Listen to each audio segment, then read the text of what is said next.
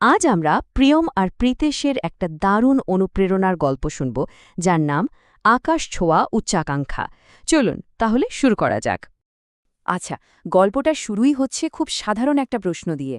একটা সামান্য ঘুড়ি আমাদের কী বা শেখাতে পারে, তাই না? চলুন উত্তরটা খুঁজে বের করা যাক। তো এই গল্পের কেন্দ্রে আছে দুই যমজ ভাই, প্রিয়ম আর প্রীতেশ।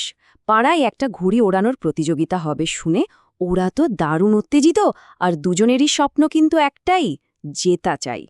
কিন্তু দুই ভাই একদম দুই রকম। প্রিয়ম যেমন উৎসাহে ভরপুর, তেমনি অধৈর্য, মানে যে কোনো কাজ তাড়াহুড়ো করে শেষ করতে পারলেই বাঁচে। আর অন্যদিকে প্রীতেশ, সে অনেক ধৈর্যশীল, সবকিছু করার আগে বেশ ভালো করে ভেবে চিনতে নেয়। আর ওদের এই স্বভাবের পার্থক্যটাই কিন্তু গল্পটাকে আস্তে আস্তে মজার দিকে নিয়ে যাবে। প্রিয়মের মাথায় তখন একটাই চিন্তা, সবচেয়ে বড় ঘুড়ি বানাতে হবে। ওর সব মনোযোগ ছিল ঘুড়ির সাইজ আর দেখতে কতটা সুন্দর হবে সেদিকে, কিন্তু ঘুড়িটা আদৌ মজবুত হবে কিনা সেদিকে ওর কোনো খেয়ালই ছিল না। আর এখানেই প্রীতেশ একদম আলাদা। ও ঠিকই বুঝতে পেরেছিল যে একটা মজবুত ভিত্তি কতটা জরুরি। ওর কাছে শুধু আকার নয়, ঘুড়ির শক্তিটাই ছিল আসল, কারণ ও জানত ভিত্তি মজবুত না হলে কোনো কিছুই বেশিদিন টেকে না। তো দেখতে দেখতে প্রতিযোগিতার দিন চলে এলো। তাড়াহুড়ো করে বানানো ওদের প্রথম ঘুড়িটা কি আকাশে উড়তে পারবে, নাকি কোনো বিপদ অপেক্ষা করছে? চলুন দেখি। প্রতিযোগিতার দিনের দৃশ্যটা একবার ভাবুন তো। পুরো আকাশ জুড়ে শুধু রঙের মেলা, কত রকমের যে ঘুড়ি। ওদের বন্ধু রাহুলের ঘুড়িটাও বেশ উঁচুতে উঠছে, যা দেখে ওদের ওপর চাপটা যেন আরও বেড়ে গেল। এত কিছুর মধ্যেও প্রিয়মের আত্মবিশ্বাস কিন্তু একটুও কমেনি। ও তো ধরেই নিয়েছিল যে ওদের ওই তাড়াহুড়ো করে বানানো ঘুড়িটাই সেরা হবে, কিন্তু এই আত্মবিশ্বাসের ভিত্তিটা যে কতটা ঠুনকো ছিল তাও তখনও বোঝেনি। আর এর পরেই গল্পের সেই মুহূর্তটা চলে এলো, ওদের প্রথম চেষ্টার আসল পরীক্ষা। ঘুড়িটা যখন প্রথম আকাশে উড়ল, তখন ওদের চোখে মুখে কি যে আনন্দ! মনে হচ্ছিল যেন ওদের স্বপ্নটা সত্যি হতে চলেছে। কিন্তু সেই আনন্দটা বেশিক্ষণ টিকল না। হঠাৎ একটা দমকা হাওয়ায় ঘুড়িটা কেমন যেন টলমল করতে শুরু করল। বোঝা যাচ্ছিল কিছু একটা গণ্ডগোল হয়েছে। আর যা আশঙ্কা করা হচ্ছিল ঠিক তাই হলো। ওদের মস্ত বড় ঘুড়িটা মাঝ আকাশেই পট করে ছিঁড়ে গেল আর অসহায়ভাবে মাটিতে আছড়ে পড়ল। তাড়াহুড়োর ফলটা একেবারে হাতে নাতে পেল ওরা। কিন্তু এমনটা হলো কেন?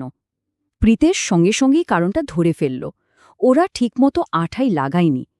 এই ছোট্ট একটা ভুল বা শর্টকাট যে এত বড় একটা ব্যর্থতার কারণ হতে পারে, সেটা ওরা সেদিন হাড়ে হাড়ে টের পেল। কিন্তু গল্পটা তো এখানেই শেষ নয়, কারণ প্রত্যেকটা ব্যর্থতাই আমাদের নতুন করে শুরু করার একটা সুযোগ দেয়। আর দুই ভাই সেই সুযোগটাই পেল।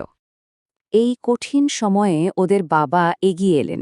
তিনি খুব সহজ কিন্তু ভীষণ শক্তিশালী একটা কথা বললেন, যা ওদের সব হতাশা দূর করে আবার নতুন করে শুরু করার সাহস জুগিয়েছিল। এবার ওরা আর আগের ভুলটা করল না, একেবারে অন্যভাবে কাজে নামল।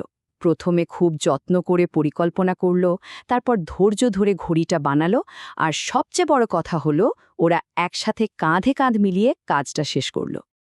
আর ফল একেবারে চোখের সামনে। ওদের দ্বিতীয় ঘুড়িটা কোনো রকম সমস্যা ছাড়াই তরতর করে আকাশে উঁচুতে উঠতে লাগল। ওদের ধৈর্য আর পরিশ্রম অবশেষে সফল হল। এই পুরো ঘটনা থেকে ওরা যে শিক্ষাটা পেল, সেটাই কিন্তু এই গল্পের আসল কথা। তাহলে আসল শিক্ষাটা কি দাঁড়ালো? দেখুন, প্রিয়ম শিখল যে শুধু বড় স্বপ্ন দেখাই যথেষ্ট নয়। প্রীতেশ প্রমাণ করে দিল স্বপ্ন পূরণ করতে ধৈর্য আর কঠিন পরিশ্রম লাগে।